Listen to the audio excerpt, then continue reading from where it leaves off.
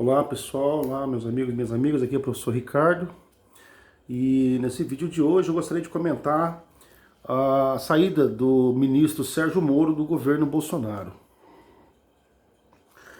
Então, chegou o fim o casamento entre Jair Bolsonaro e Sérgio Moro, dois ícones da política brasileira desses últimos tempos.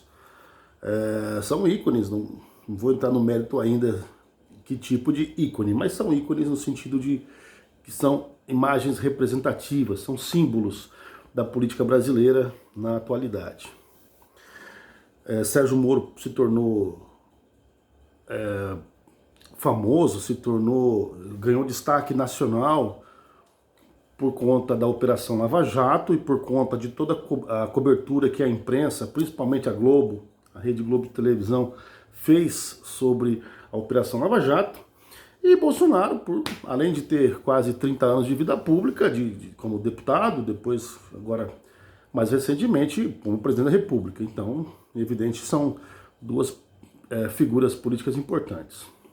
Mas vejamos, o Sérgio Moro, ele, como era juiz federal, e como juiz federal, ele coordenou boa parte das operações da Lava Jato, que foi uma operação que visava combater a corrupção, pelo menos em tese, né?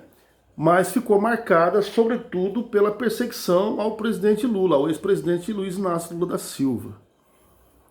Tanto que a Operação Lava Jato prendeu, a partir do comando de Sérgio Moro, ela prende Lula e o impede, portanto, de concorrer às eleições presidenciais, para a qual ele era favorito. Ia disputar com o Bolsonaro, e até o momento em que Lula era candidato ou pré-candidato, ele despontava como líder de pesquisas, né? E Bolsonaro era mais um dos que ia lutar ali para chegar em segundo lugar e tentar alguma coisa no segundo turno. Lula foi tirado do jogo a partir do comando de Sérgio Moro, e o resultado das eleições todo mundo sabe o que aconteceu, né? Bolsonaro se tornou presidente do Brasil, e de lá para cá, o Brasil tem vivido episódios bastante peculiares da sua história política, né? Bom, é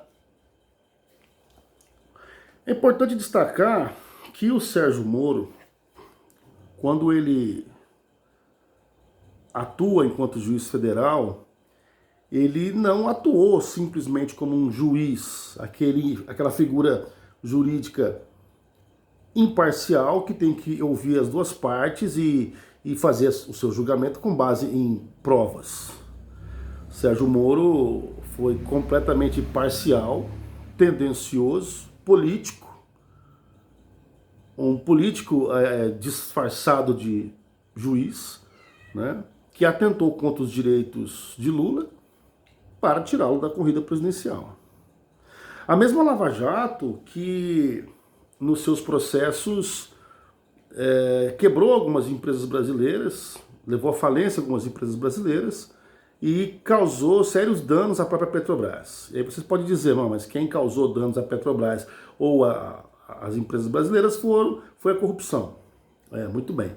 A Lava Jato, enquanto uma operação da Polícia Federal que tinha a responsabilidade de apurar esses crimes, ela tinha, sim, evidentemente, buscar os responsáveis, os culpados por atos de corrupção, mas como em qualquer outro país do mundo, você prende o criminoso, mas você não destrói a empresa, porque ao destruir a empresa, você destrói milhares de empregos e você compromete a economia do país.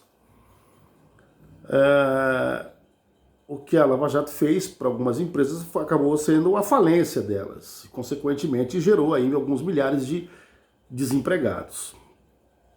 Em qualquer país civilizado, você combate a corrupção, prende os corruptos, mas a empresa, ela continua, são substituídos, as pessoas têm que ser substituídas para que aqueles empregos continuem, aquele serviço continue, né? Muito bem. Mas no âmbito político, a Lava Jato ela foi muito mais ousada, muito mais atrevida, à medida em que ela, em resumo, condenou e prendeu Lula sem o devido respeito às normas legais. Lula foi retirado do pleito presidencial de maneira a comprometer toda a história política brasileira. Em recentes delações do site Intercept, o que ficou conhecido como Vaza Jato, o jornalista inglês Glenn Greenwald, que mora no Brasil, denunciou com vasta quantidade de provas o quanto Sérgio Moro e a Procuradoria-Geral da República agiram juntos para condenar o presidente Lula. Ele deveria ser imparcial, ele deveria ouvir as partes, ouvir a Procuradoria, que é a acusação, ouvir a defesa do ex-presidente Lula e fazer o seu julgamento com base em provas. Testemunhas favoráveis a Lula não foram ouvidas. Testemunhos com base em delação premiada foram ouvidos, mesmo que contando mentiras. E por que eu digo contando mentiras? Porque foram desmentidos depois. E alguns até admitiram que foram pressionados a mentir. Tudo isso para poder comprometer mais ainda a figura política de Lula.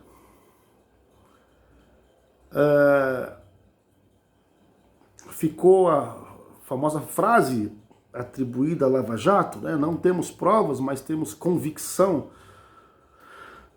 Se não temos provas, não temos processo, não tem como seguir o processo. Como é que eu posso acusar alguém de alguma coisa, não apresentar provas e dizer que não, eu não tenho prova, mas eu tenho certeza que é? Mas a sua certeza é baseada em quê? Se a justiça fosse baseada em certezas, então todo nosso sistema jurídico está falido.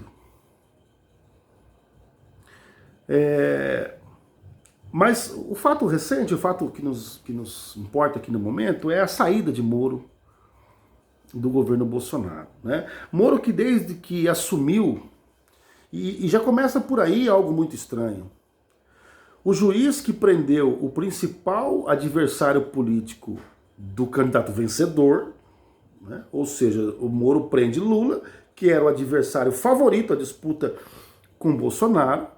Talvez Bolsonaro nem chegasse ao segundo turno, talvez nem tivesse segundo turno, pelo alto grau de popularidade de Lula. E aí, de repente, Bolsonaro se elege e convida esse juiz que o favoreceu, de certa forma, para ser o seu ministro da Justiça.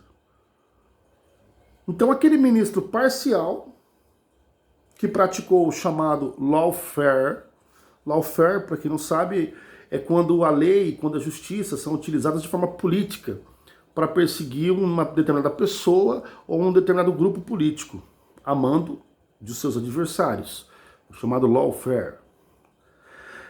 Então, Sérgio Moro, que teria praticado esse lawfare e prendido Lula, favorecendo então Bolsonaro, de certa forma, é convidado para ser o seu ministro da Justiça e aceita.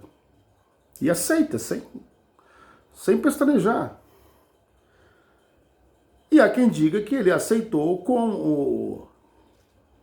com a promessa de que depois ele seria indicado pelo presidente então eleito, o presidente Bolsonaro, para ocupar uma vaga no STF, Supremo Tribunal Federal, que é o tribunal máximo do sistema jurídico brasileiro. Aí, Bolsonaro convida Moro, Moro aceita. Moro teve um ano bastante apagado à frente do seu ministério, apesar de que, ainda assim, ele foi, pela opinião pública, considerado o juiz melhor avaliado, o ministro melhor avaliado do governo Bolsonaro, e avaliado positivamente, né? E até mais do que o próprio presidente Bolsonaro. Bom, recentemente nós tivemos então, começou a haver um atrito entre eles, sobretudo por conta das investigações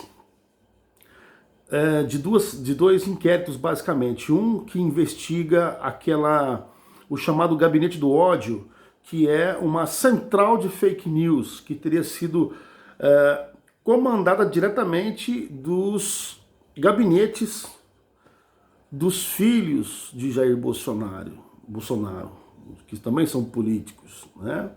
Então a família Bolsonaro estaria comandando todo o esquema de fake news, de notícias falsas que invadiram a internet brasileira de forma nunca vista, né?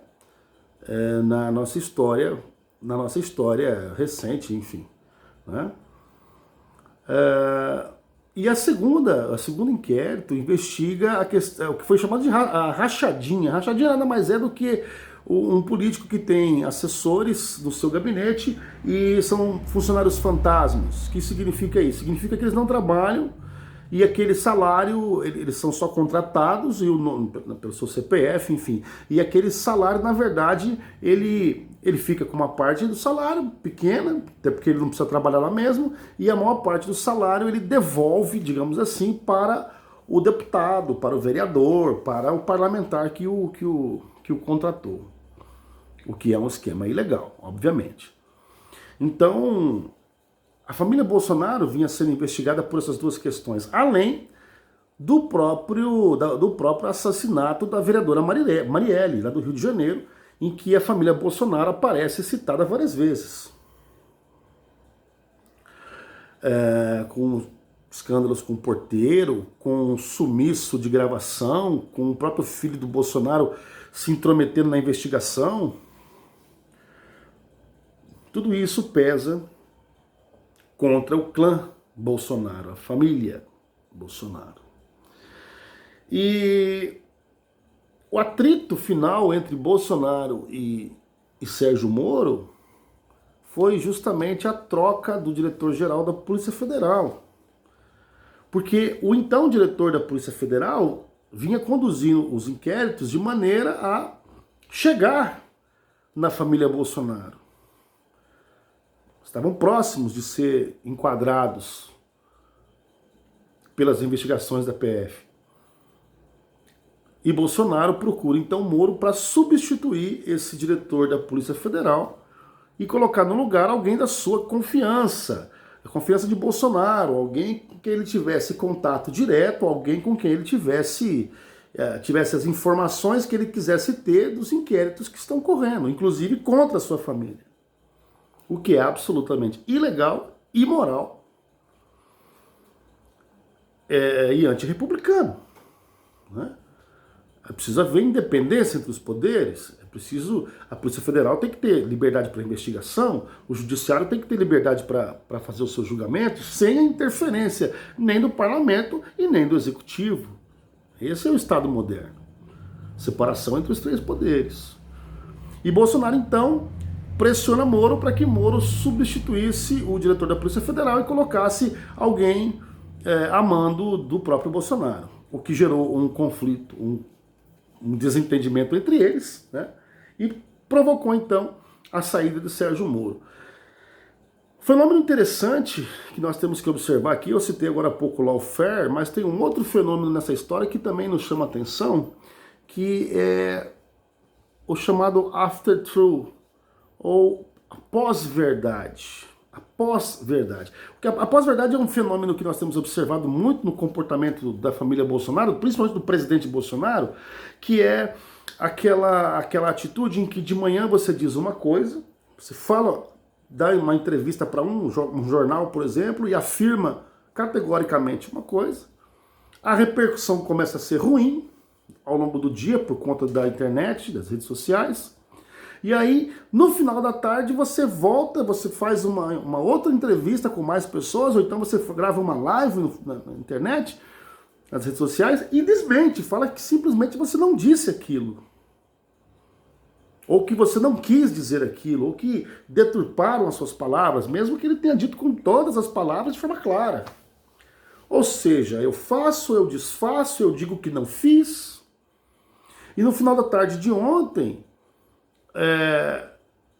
a equipe de governo de Bolsonaro anuncia que haveriam mudanças no governo, na Polícia Federal, mas que era mentira que o Sérgio Moro iria se afastar.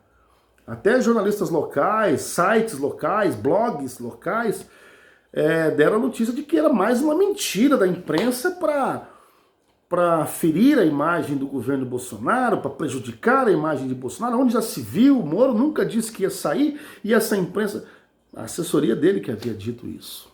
E depois a assessoria dele disse que ele não vai sair mais. E aí, para surpresa de todos, hoje pela manhã ele dá uma entrevista coletiva dizendo que está saindo. E diz com todas as letras que está saindo por conta de interferência política de Bolsonaro na Secretaria de Justiça, na própria direção da Polícia Federal, que é um cargo de confiança diretamente ligado ao ministro Sérgio Moro.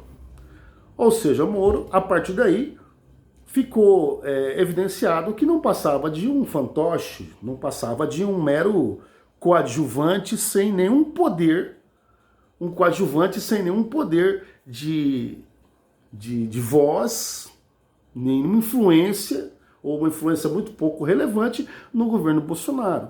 À medida que as investigações chegaram próximas aos filhos de Bolsonaro, ele se retira, ele retira o diretor da Polícia Federal e coloca alguém da sua confiança, alguém que ele possa controlar, alguém que possa ser leal a ele, e não leal às leis, e não leal à instituição Polícia Federal. Porque a Polícia Federal ela não pode ser uma instituição de governo, ela tem que ser uma instituição de país. Que entra governo, sai governo, ela tem que se manter isenta. Aliás, em parte do depoimento de Sérgio Moro, ele deixa muito evidente que durante os governos de Lula e de Dilma não houve nenhum tipo de interferência do governo federal nas ações da Polícia Federal. Ele admite isso. Teve muitos problemas, mas nunca interferiram com nenhuma investigação. Ele reconhece isso, ele fala isso na sua entrevista coletiva. Enquanto que Bolsonaro, quando as investigações começaram a chegar perto da sua família, ele simplesmente vai lá e troca o chefe da polícia para que, evidentemente, os rumos da investigação tomem outros rumos da investigação. Isso é gravíssimo. Isso é crime de responsabilidade. Isso significa que o presidente da República está interferindo com uma investigação da Polícia Federal. Ele não pode usar o seu cargo para fazer isso. Dito isso, no final da tarde, o próprio Bolsonaro vem a uma entrevista coletiva também, com boa parte do seu ministério, e desmente o Sérgio Moro, dizendo que ele parece fim de casamento, de relacionamento, de namoro, né? Dizendo que a gente só conhece as pessoas depois que convive com elas, eu admirava ele, mas aí ele está se colocando acima dos interesses do país, e é mentira o que ele falou, ele me chamou de mentiroso. Resumindo, Sérgio Moro sai do governo dizendo que Bolsonaro queria influenciar nas ações da Polícia Federal. Bolsonaro diz que Sérgio Moro está mentindo e que ele não queria influenciar nas ações da Polícia Federal. Resumindo, ou o Sérgio Moro está mentindo, ou o Bolsonaro está mentindo, ou os dois estão mentindo. Ou os dois estão mentindo. De qualquer forma, é um episódio triste para a política brasileira, um episódio trágico, que demonstra que esse governo não tem rumo, o atual governo não tem direção. No meio de uma crise mundial, uma pandemia do coronavírus, o Brasil ainda tem que lidar com esse tipo de crise inventada, futricada pelo próprio presidente da República, por conta do envolvimento da sua família, dos seus filhos e dele próprio em possíveis crimes. Aliás, em crimes, do seu possível envolvimento em crimes, como o assassinato de Marielle, como a indústria do fake news e como as rachadinhas. Então, meus amigos e minhas amigas, o momento político brasileiro é muito, muito sensível. O país está entregue às mãos de pessoas que não respeitam a Constituição, não respeitam os preceitos democráticos, não respeitam os preceitos republicanos, não respeitam os preceitos de Estado moderno. Estamos a um passo de uma espécie de autoritarismo, totalitarismo, uma espécie de ditadura. E isso é ruim para todo mundo, até para a economia. Vamos acompanhar como ficarão os próximos passos.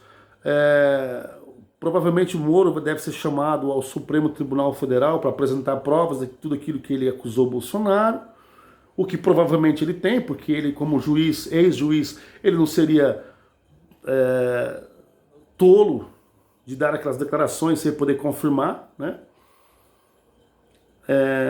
Então, os próximos capítulos dessa novela podem colocar em xeque o governo Bolsonaro e pode sim ter decretado o início do fim do governo Bolsonaro, né?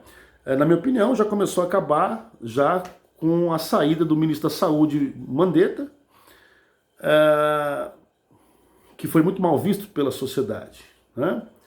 E agora, com a saída de Sérgio Moro, um segundo golpe no governo Bolsonaro, golpe no sentido de um baque, né?